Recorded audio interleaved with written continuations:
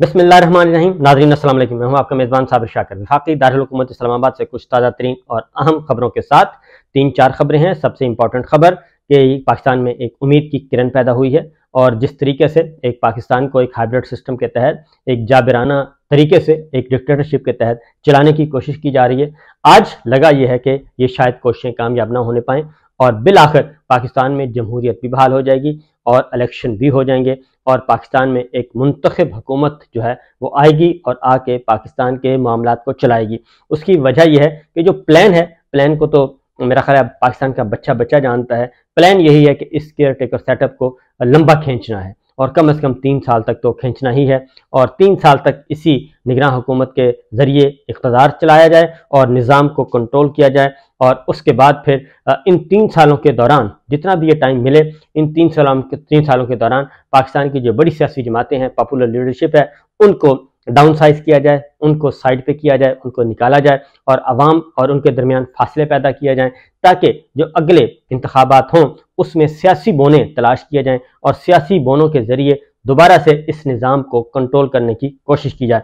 और उसमें जो अहम तरीन चीज़ है वो ये है कि अगर हमारे सहाफ़ी भाई जो हैं वो समझते हैं, सहाफ़ी भाई अगर ये समझते हैं कि ये मामलात उन तक नहीं आएंगे तो मेरा ख्याल है कि वो गलतफहमी का शिकार हैं, क्योंकि सियासत के बाद सहाफ़त और सहाफ़त के बाद फिर वकालत और वकालत के बाद फिर अदालत, ये 4 जो पॉइंट एजेंडा है, इन चारों को फतह करना है, इन चारों को बिल्कुल एक ज़मीन के साथ, दीवार के साथ लगा देना है और उसके बाद जो मौजें ही मौजें होंगी और फिर जो चाहेंगे वो करेंगे और फिर न सहाफ़त होगी, न सियासत होगी, न अदालत होगी, न वकालत होगी।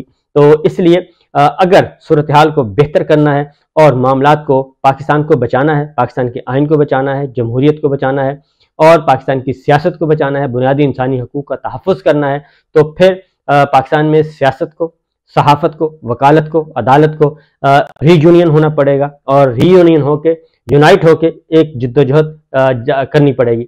और आज उसकी हल्की सी एक झलक हमने लाहौर में वकला की तरफ से देखी। लाहौर हाई कोर्ट बार जो है वो मैदान में आए और उन्होंने आज एक कन्वेंशन किया और उस कन्वेंशन में उन्होंने कुछ आवाज़ें बुलंद की हैं, लेकिन ये सिर्फ आवाज़ें यहीं तक, ये सिर्फ एक कोने से आवाज़ उठेगी तो मामला हल नहीं होगा, बल्कि ये मामला जो है पाकिस्तान के कोने कोने से, पाकिस्तान की हर बार से जब ये आवाज़ उठेगी, पाकिस्तान के हर प्रेस क्लब से ये आवाज़ उठेगी, पाकिस्तान की हर सहाफ़ती तंजीम से ये आवाज़ उठेगी, तो ही ये चीज़ें आगे बढ़ेंगी और ये स्ट्रेंथ जो है वो बढ़ेगी। उसकी वजह यह है कि ये मामला कुछ थोड़ा सा हमारी ज़रूरत से हमें वो नज़र नहीं आ रहा, ये एजेंडा कुछ बहुत बड़ा है और ये एजेंडा ऐसा है कि पाकिस्तान में सियासत को, सहाफ़त को, वकालत को, अदालत को, इन सब को कंट्रोल करना है और उन सब को कंट्रोल करके यहाँ पे बोने जो हैं, बोनों को ला के यहाँ पे बिठाना है और बोनों के ज़रिए फिर पाकिस्तान में जमहूरी आज़ादियों को सलब करना है, बुनियादी इंसानी हकूक़ को सलब करना है और ये सारा कुछ करते रहना है। और इसकी हमने एक हल्की सी झलक देखी कि पाकिस्तान का जो निज़ाम है वो इस चीज़ को एक्सेप्ट नहीं कर रहा और पाकिस्तान तबाही के दहाने पर पहुंच चुका है। और आज का जो स्टॉक एक्सचेंज है, वहाँ पे जो तबाही हुई है, पाकिस्तान की स्टॉक एक्सचेंज जिस तरीके से बैठी है वो तसव्वुर भी नहीं किया जा सकता कि निगरान हुकूमत के आने के चंद दिनों के बाद ही ये सिलसिला शुरू हो गया। सिर्फ 2-3 दिन जो है वो स्टेबिलिटी रही और उसके बाद जैसे ही निगरान हुकूमत का हिडन एजेंडा सामने आना शुरू हुआ और उसके बाद पता चला कि ये भी उसी की कंटिन्यूटी है और इलेक्शन करवाने का इनका भी कोई इरादा नहीं है और इलेक्शन न सिर्फ करवाने का इरादा नहीं है बल्कि गैर ज़रूरी तौर पे इसको तूल देने का इरादा है, तो उसके मनफी असरात जो हैं वो मार्केट में आना शुरू हो गए हैं। और अगर पाकिस्तान की सियासत पहले ही बर्बाद हो चुकी है, सहाफ़त भी बर्बाद हो चुकी है और अगर तिजारत भी बर्बाद हो गई, मईशत भी बर्बाद हो गई, मज़ीद होगी, तो उसके बाद पीछे बचेगा क्या। और जो उम्मीद की किरण होती है इसमें वो अदालतें होती हैं और अदालतें और बार एसोसिएशन होती हैं, वहाँ पे भी कंट्रोल हासिल किया जा चुका है। किसी को डरा के, किसी को ब्राइब के, किसी को किसी तरीके से वहाँ पे डरा धमका कर मामलात को कंट्रोल करने की कोशिश की जा रही है। लिहाजा आज बढ़ने से पहले एक खबर आपके साथ शेयर करूंगा कि आज Punjab supreme court of Pakistan में एक इलेक्शन कमीशन ऑफ पाकिस्तान की नज़रसानी की दरख्वास्त थी और वो नज़रसानी की दरख्वास्त थी पंजाब में जो 14 मई को इलेक्शन करवाना था वो नहीं करवाया और सुप्रीम कोर्ट अपना ऑर्डर पास कर चुकी है। और उस 14 मई के इलेक्शन को रोकने के लिए जो पाकिस्तान भर में जो तबाही पंजाब और खैबर पख्तूनख्वा में की गई, वो तसव्वुर से भी मावरा है। कोई सोच भी नहीं सकता कि एक इलेक्शन रुकवाने के लिए इतना गंदा धंधा किया गया और इतना गंदा खेल खेला गया इलेक्शन रुकवाने के लिए, क्योंकि जिद थी कि हमने इलेक्शन नहीं होने देना, और वो इलेक्शन नहीं होने दिया गया। 14 मई को पंजाब का इलेक्शन होना था, नहीं होने दिया। खैबर पख्तूनख्वा में गवर्नर साहब ने तारीख ही नहीं दी, और इलेक्शन कमीशन ऑफ पाकिस्तान ने भी उसी एजेंडे का पार्ट एंड पार्सल बने, और उस वक्त की जो 14-15 जमाती हुक्मरान इत्तेहाद था, इलेक्शन कमीशन उसका एक बच्चा जमूरा बन के उन्होंने एक मातहत इदारे के तौर पर, बल्कि मातहत इदारा भी नहीं, मातहत एक अफसर के तौर पे उस वक्त काम किया और इलेक्शन नहीं करवाया। आज ये पेटिशन आगे नजरसानी की दरखास्त थी, और नजरसानी की दरखास्त में इलेक्शन कमीशन ऑफ पाकिस्तान ने के वकील ने ये बावर करवाया, ये कोशिश बावर की कि इलेक्शन कमीशन के पास इख्तियार है कि वो इलेक्शन की डेट आगे पीछे कर सकता है। आज नजरसानी की दरखास्त में आज उनके वकील ने आर्गूमेंट किया कि इलेक्शन एक्ट में तरमीम हो चुकी है, तरमीम के बाद अब इलेक्शन कमीशन इंतखाबात की तारीख दे सकता है, और इलेक्शन कमीशन ने तैयारी के लिए मजीद 1 हफ्ते की लिए उन्होंने मोहलत भी मांग ली कि हमें 1 हफ्ता दें ताकि हम ये नजरसानी की दरखास्त पे तैयारी कर सकें। हालांकि 1 हफ्ते का मतलब ये था कि चीफ जस्टिस उमरता बंदयाल साहब अपने घर जाएं, रिटायर हो जाएं, और उसके बाद नए चीफ जस्टिस काजी फाइजल साहब आ जाएंगे, और उसके बाद हम देखेंगे। लिहाजा ये इसका फैसला न कर पाएं और इसको हम लिंगर ऑन करें। आप अपना मौक़िफ़ बताएं कि हम भी केस का जायजा लेंगे। चीफ जस्टिस साहब ने कहा, मैंने केस में इजाफी ग्राउंड्स तैयार किए हैं, इलेक्शन कमीशन ने कहा।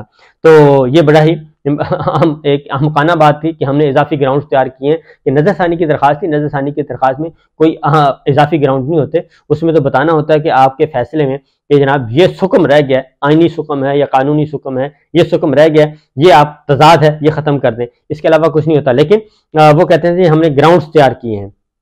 सेक्शन 57 और 58 में तरमीम के बाद तारीख देने का इख्तियार इलेक्शन कमीशन का है। वकील साहब जहन में रखें, ये नजरसानी केस है। जस्टिस मुनीब अख्तर साहब ने कहा मरकजी केस अलग था, इसलिए आप यहाँ पे एक रिव्यू पिटीशन के लिए आए हैं, और रिव्यू पिटीशन का जो स्कोप है वो बहुत ही लिमिटेड होता है, इसके उसके अकॉर्डिंगली चलें, और जो फैसला आया वो केस खत्म हो चुका है। आप अपना जवाब अभी अदालत में हमारे साथ पढ़ें।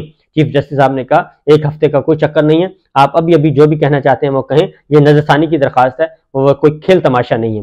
इलेक्शन की तारीख का नजरसानी केस से कोई ताल्लुक नहीं है। जस्टिस मुनीब अख्तर साहब ने कहा कि इंतखाबात की तारीख देने का मुकदमा पहले ही खत्म हो चुका है, और नजरसानी केस में अब जो नुकात उठाना चाहते हैं वो बताएं, और नजरसानी में आप दोबारा दलाइल नहीं दे सकते। ये बताएं कि अदालती फैसले में गलती कहाँ है। और ये मुनीब अख्तर साहब ने इलेक्शन कमीशन के वकील से बार बार यही पूछा। आइन इलेक्शन कमीशन को इख्तियार नहीं, जिम्मेदारी देता है। ये वकील इलेक्शन कमीशन साहब कह रहे हैं सदर की तारीख तब्दील करने का मामला बड़ा अहम नुक्ता है। आइनी इख्तियारात को इलेक्शन कमीशन ने आइनी जिम्मेदारियों की अदायगी के लिए इस्तेमाल करना है। चीफ जस्टिस साहब ने कहा आप क्या दलाइल दे रहे हैं। जस्टिस मुनीब अख्तर साहब ने पूछा वकील से कि कभी इधर कभी उधर जा रहे हैं, सीधी सीधी बात करें जो आपसे पूछी जा रही है।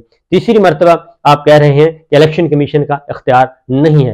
इलेक्शन कमीशन ने जिम्मेदारी की रोशनी में इख्तियारात का इस्तेमाल करना है, जस्टिस एजाज उल हसन साहब ने कहा।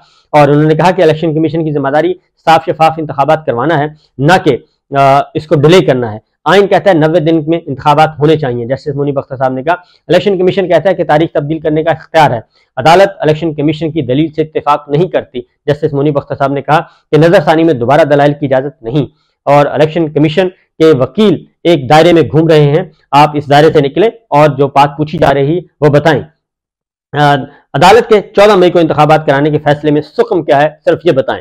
आइन इलेक्शन कमीशन को इंतखाबात की तारीख आगे बढ़ाने का इख्तियार नहीं देता। जस्टिस एजाज उल हसन साहब ने वाज़ेह तौर पर कहा सुप्रीम कोर्ट फैसला दे चुकी कि इलेक्शन कमीशन इंतखाबात की तारीख आगे नहीं बढ़ा सकता, और जो सदर मुमलिकत ने तारीख दी थी वही एक्चुअल तारीख थी, और उसी तारीख को इलेक्शन होना चाहिए था। ये सुप्रीम कोर्ट ऑफ पाकिस्तान कह रही है, और वो थी 14 मई को, और उस दिन नहीं करवाया, और इसलिए ये आपने गैर आइनी और गैर कानूनी इक़दाम किया है। इंतखाबात 90 दिन में कराने की कुछ हद पर कुछ वजूहात में छूट भी दी गई है, वकील इलेक्शन कमीशन ने कहा।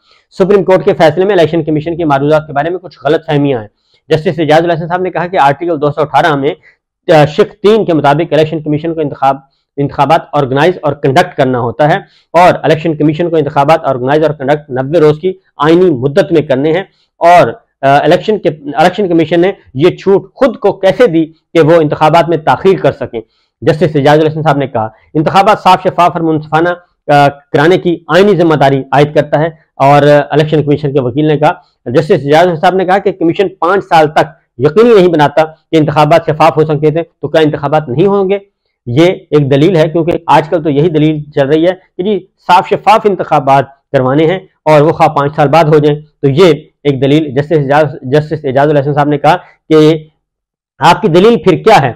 पिछले आधे घंटे से ही समझ नहीं आ रहा कि आपकी मुद्दा क्या है, आप बताना क्या चाहते हैं, कहना क्या चाहते हैं। एक ही दायरे में घूमना बंद करें और जो बात पूछी जा रही है वो बताएं। हम इतनी देर से ये समझने की कोशिश कर रहे हैं कि आप कहना क्या चाहते हैं, हमें रिकॉर्ड से दिखाएं फैसले में क्या गलती है। जस्टिस एजाजुल हसन साहब ने कहा, जस्टिस मुनीब साहब ने कहा कि हम आपको कायल करने नहीं बैठे कि फैसले में गलतियां नहीं हुई, आप हमें पढ़कर बताएं फैसले में कहां गलतियां हुई हैं। फैसले में गलती यह है कि इलेक्शन कमीशन के बाद इंतखाबात मुअख्खर करने का इख्तियार नहीं, इलेक्शन कमीशन ने कहा।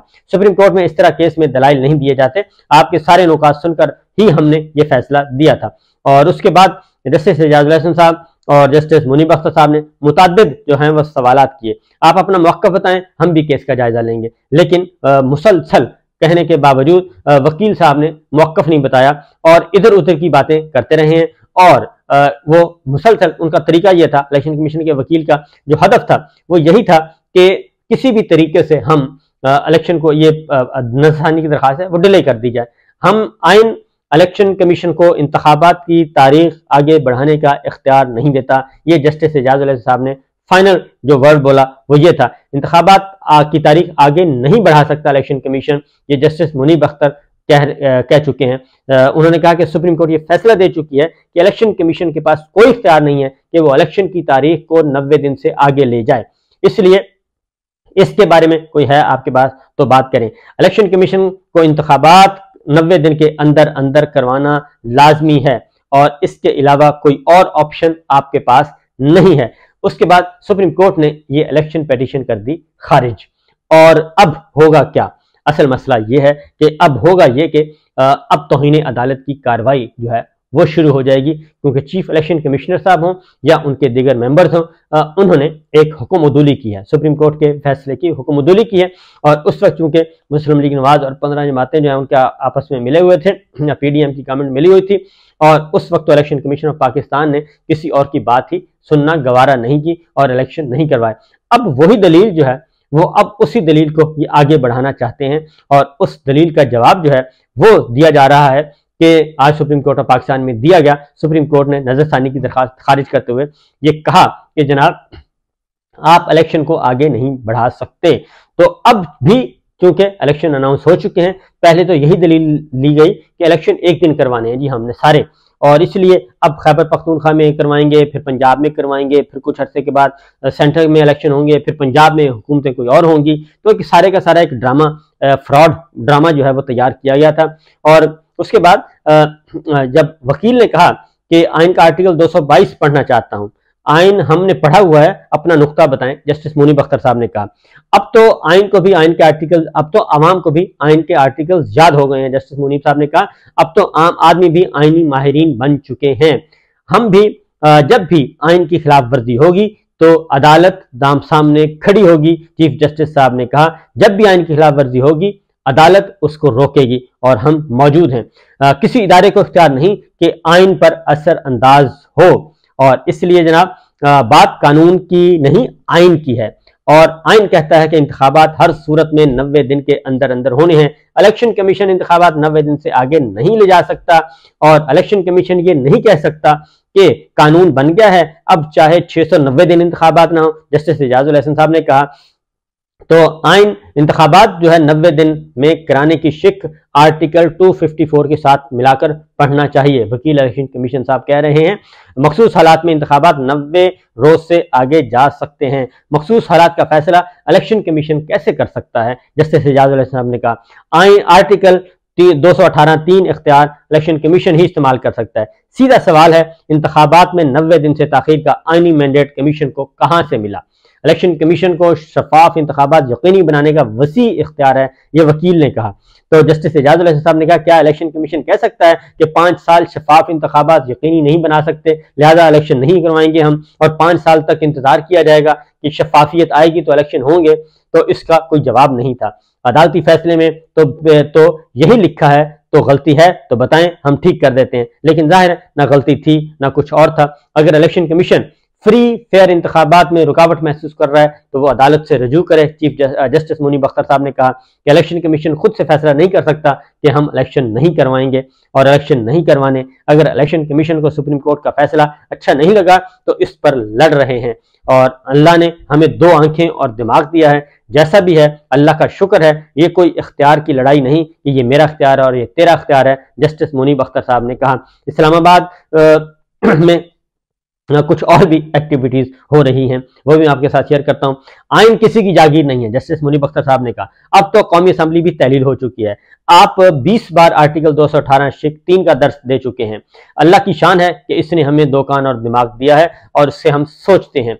और इलेक्शन कमीशन के इंतखाबात में ताखीर के नुक्ते पर पहले भी इख्तलाफ था और आज भी है। इंतखाबात में ताखीर का मसला कोई काबिले नजरसानी नुक्स नहीं है। जस्टिस मुनीब अख्तर साहब ने कहा आइन के किसी इदारे को आइन से तजावुज का इख्तियार नहीं है। चीफ जस्टिस साहब ने कहा, पहले इलेक्शन कमीशन ने कहा कि फंड सिक्योरिटी दें तो इंतखाबात करा देंगे, चीफ जस्टिस साहब ने कहा, और अब इलेक्शन कमीशन कह रहा है कि चंद नागुज़ीर वजूहात की बिना पर इंतखाबात कराना मुमकिन नहीं है। 9 मई का वाकया हो गया तो इंतखाबात मुमकिन नहीं रहे। ठीक है, आपका मुद्दा समझ गए हैं। चीफ जस्टिस साहब ने कहा हम इलेक्शन कमीशन का नुक्ता समझ चुके हैं, लेकिन आप हमारा फैसला नहीं समझ सके। और इस तरीके से यह पिटीशन हो गई खारिज, नजरसानी की दरखास्त, और अब तौहीन अदालत की दरखास्त दायर की जा रही है पाकिस्तान तहरीक इंसाफ की तरफ से। और चीफ इलेक्शन कमिश्नर साहब और दीगर जितने भी उनके हवारी हैं वो सारे के सारे अब उन पर दोबारा से मामला होगा। तो ये सिचुएशन है जनाब, ये सूरत हाल है, और पाकिस्तान के निज़ाम को हाइब्रिड सिस्टम के तहत कंट्रोल करने की जो कोशिश की जा रही है, उम्मीद है कि वो कामयाब नहीं होगी। अल्लाह ताला से दुआ है कि पाकिस्तान को इस मुश्किल से निकाले, क्योंकि पाकिस्तान की जो मईशत है वो तबाही के दहाने पर जा चुकी है। इजाज़त दीजिए, अल्लाह हाफिज़।